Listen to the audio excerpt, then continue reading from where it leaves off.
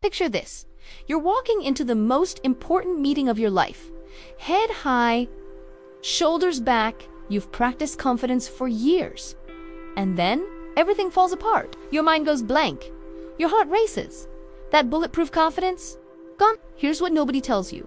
Confidence without self-awareness is a ticking time bomb.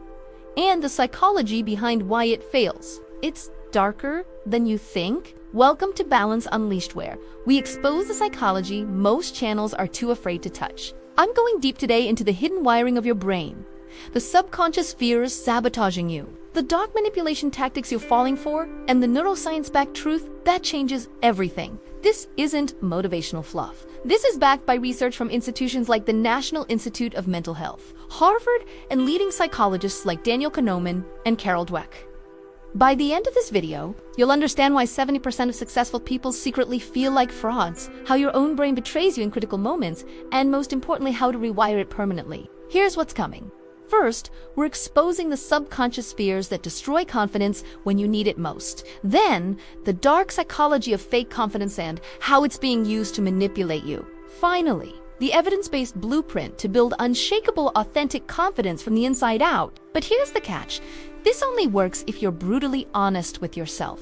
So drop a comment right now. What's the one situation where your confidence completely disappears? Let's see if we're talking about the same thing. Let's go. Let's start with a truth bomb. Confidence is not a personality, trait's a state. And states are fragile. Meet Sarah, CEO of a tech startup, raised $5 million, speaks at conferences. Everyone sees confidence. But here's what they don't see. Every morning, she wakes up thinking, when will they realize I don't belong here? This is called imposter syndrome. And Dr. Pauline Clance's research shows it affects an estimated 70% of people at some point in their lives. Let that sink in. 7 out of 10 people, including the most successful, secretly feel like frauds. But why? Why does confidence crumble when it matters most? The answer is in your brain, specifically a tiny almond-shaped structure called the amygdala. This is your fear center, your survival alarm system. According to the National Institute of Mental Health, when you face high-pressure situations, a presentation, a date, a confrontation, your amygdala scans for threats. And here's the problem. It can't tell the difference between a lion attack and social rejection. To your brain, bombing a presentation triggers the same fear response as a physical threat. Your body floods with cortisol, your prefrontal cortex, the logical, confident part goes offline, and boom, amygdala hijack. You freeze. You fumble. Your confidence evaporates. This isn't weakness. This is biology. Studies published in the Journal of Personality and Social Psychology confirm that even artificially boosted confidence collapses under perceived social threat. Your subconscious wins every time. So what's really running the show? Let's go deeper. Sabotage 1. Imposter syndrome. Dr. Clance identified this in high achievers who attribute success to luck, not skill. Research in the International Journal of Behavioral Medicine shows that 82% of people with imposter syndrome avoid taking on challenges even when they're qualified because they fear being exposed. The psychology, it stems from attachment theory. If you grew up needing to prove your worth for approval, your brain learned, I'm only valuable when I perform perfectly.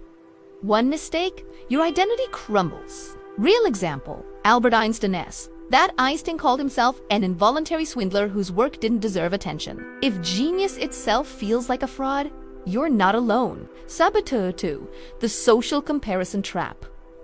Psychologist Leon Festinger found we evaluate ourselves by comparing to others. But here's the dark twist. Social media forces upward comparison. You only see everyone's highlight reel. A meta-analysis in the APA journal found that chronic social comparison decreases self-confidence by up to 40% and increases anxiety. Your brain sees curated success and whispers, you're falling behind. This creates what I call phantom inadequacies. You feel insufficient compared to an illusion. And confidence built on comparison. It's a house of cards. Sabotage 3. The perfectionism paradox. You think, if I'm perfect, I'll be confident. Wrong. Research from Dr. Thomas Curran shows perfectionism is negatively correlated with self-confidence. Why? Because perfectionism is rooted in fear of judgment, fear of failure, fear of being not enough. Here's the trap. You set impossible standards, inevitably fall short, and use that as evidence you're inadequate. Your confidence becomes conditional. I'll be confident when I'm perfect. But perfection never comes. Studies show perfectionists report 30% higher rates of imposter syndrome. You're not aiming high, you're self-sabotaging. So we've identified the enemy within, but what about the enemy outside? That brings us to something darker. Here's a question that'll make you uncomfortable. Have you ever faked confidence to get what you want? Of course you have. We all have, but some people, they've weaponized it. Welcome to Dark Psychology, the study of how confidence is manipulated, manufactured, and used for control. Before we go further, I'm showing you this for awareness, not application. Understanding manipulation protects you from it. Use this knowledge ethically or don't use it at all. Clear? Good. In personality psychology, there's a cluster called the dark triad: narcissism, Machiavellianism, and psychopathy. Research in personality and individual differences shows these traits are linked to artificial confidence displays used for manipulation. Narcissism, inflated self-image masking, deep insecurity. They project extreme confidence to extract admiration. But research shows narcissistic confidence is brittle. Criticism shatters it because it's built on external validation, not internal worth. Machiavellianism, named after Niccolo Machiavelli. Confidence as strategy. These individuals fake certainty to manipulate outcomes. Ever met someone who speaks with total authority about things they barely understand? That's Machiavellian confidence. All performance, no substance. Psychopathy. Fearless confidence without empathy. Studies show psychopaths don't experience normal fear responses, giving them confidence in high-stakes situations. But it's not real confidence, it's an absence of self-preservation. Here's why this matters to you. These patterns create a world where fake confidence wins in the short term. Loud, narcissistic leaders get promoted. Manipulative salespeople close deals. And you might start wondering if confidence itself is just a con. But it gets worse. Even well-intentioned confidence has a dark side: overconfidence bias. Nobel Prize winner Daniel Kahneman, in his book Thinking Fast and Slow, documents how overconfidence leads to catastrophic decision-making. His research, overconfident CEOs make 40% more strategic errors than their cautious counterparts. Why? Because confidence shuts down critical thinking. You stop questioning assumptions, you ignore warning signs. You confuse certainty with correctness. Harvard Business Review studied 2,000 business leaders and found a direct correlation. The more confident the leader, the less they sought diverse input, leading to tunnel vision and preventable failures. This is the trap.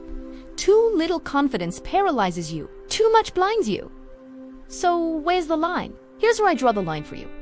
If you're using confidence tactics, power poses, assertive language, strategic silence to deceive or harm, you're not confident. You're a manipulator. Research in the Journal of Business Ethics shows that manipulation-based confidence destroys trust permanently. Short-term wins, long-term isolation. Real confidence doesn't need to manipulate because it's rooted in authentic. It doesn't need to tear others down because it's not comparative. It doesn't fear exposure because there's nothing to hide. So how do we build that kind of confidence? That brings us to the solution, and it's weirder than you think. Here's the great news that changes everything. Your brain is not fixed. Neuroscience has proven something called neuroplasticity. Your brain physically rewires based on repeated thoughts and behaviors. Studies in Frontiers in Psychology show that targeted practices can create new neural pathways in as little as 8 weeks. Translation? The subconscious fears we just exposed, they're learned patterns, not permanent traits. And what's learned can be unlearned. But here's the catch. Confidence affirmations and vision boards won't cut it. You need to go deeper to the subconscious level where these patterns live. Here's how. Strategy 1. Heal your attachment style. Remember how imposter syndrome stems from childhood patterns? Attachment theory, developed by John Bowlby, shows that early relationships wire your If you had anxious attachment and consistent approval, you learned confidence is conditional. If you had avoidant attachment, emotional distance, you learned confidence means self-reliance to an unhealthy extreme. The fix: reparenting work. Journal prompts like, what would I tell my younger self about their worth? Therapy techniques like EMDR or IFS help rewrite these scripts. Research in the Journal of Counseling Psychology shows attachment-focused therapy increases self-confidence by 35% over 6 months. You're not broken, you're wired wrong. So rewire. Strategy 2. Adopt a growth mindset. Stanford psychologist Carol Dweck's research changed everything. She identified two mindsets. Fixed mindset, I'm either confident or I'm not. Talent is innate. Growth mindset, confidence is a skill I develop through effort. Her studies, published in peer-reviewed journals, showed that people with growth mindsets achieve 20% higher performance in challenging tasks and report 50% less anxiety about failure. Why? Because failure isn't identity-threatening its data. You're not unconfident, an experience is built through action. Practical hack, reframe every setback. Instead of I failed, I'm inadequate. Try. I failed. I learned X4 next time. Your brain starts wiring confidence through evidence of growth, not evidence of perfection. Strategy 3. Build confidence through exposure. Therapists use exposure therapy for phobias gradual. Repeated exposure to the fear. Same principle works for confidence. Create an exposure hierarchy. Rank confidence-triggering situations from 1 to 10, starts HE level 1. Do it repeatedly until anxiety drops. Then move to level 2. Example, public speaking fear, level 1. Record yourself talking alone. Level 3. Speak in front of a friend. Level 5. Present to a small group. Level 10. Keynote speech. Research in behavior therapy journal shows systematic desensitization reduces social anxiety by 60% and increases self-efficacy belief in your abilities by. You're not waiting to feel confident before acting. You're acting your way to confidence. Fake it till you make it. No. Practice it till you embody it. Strategy 4.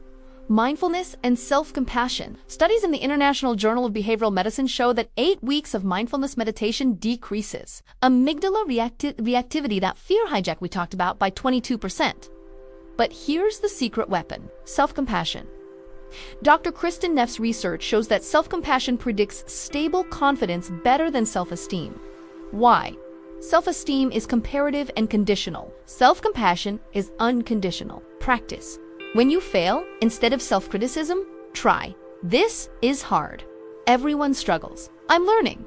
Your brain stops seeing confidence as something you earn through perfection and starts seeing it as something you deserve simply by being human. That's unshakable. So let's bring this all together. Real confidence isn't about eliminating fear, it's about understanding it. It's not about faking certainty, it's about being comfortable with uncertainty. Here's the formula: self-awareness plus neuroplasticity plus growth mindset plus ethical boundaries equals authentic, unshakable confidence.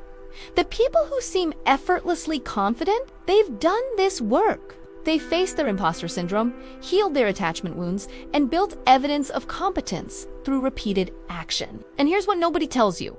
They still feel fear, they still have doubt, but they've learned to act despite it, not because of its absence. That's real confidence. Not the absence of fear, but courage in its presence. So here's what happens next. You have a choice. Option 1. Close this video, feel temporarily inspired, change nothing. Your subconscious patterns win. Option 2, pick one strategy from this video and implement it this week. Just one. If you struggle with imposter syndrome, journal your wins, daily build evidence against the lie. If you're stuck in comparison, unfollow 5 accounts that trigger inadequacy. If you're paralyzed by perfectionism, do something imperfectly today. Comment right now.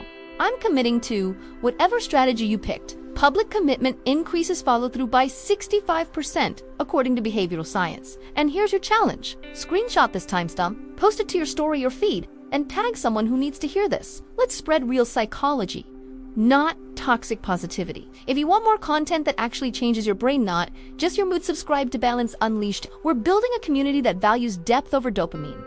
Next video, we're exposing the psychology of influence and persuasion.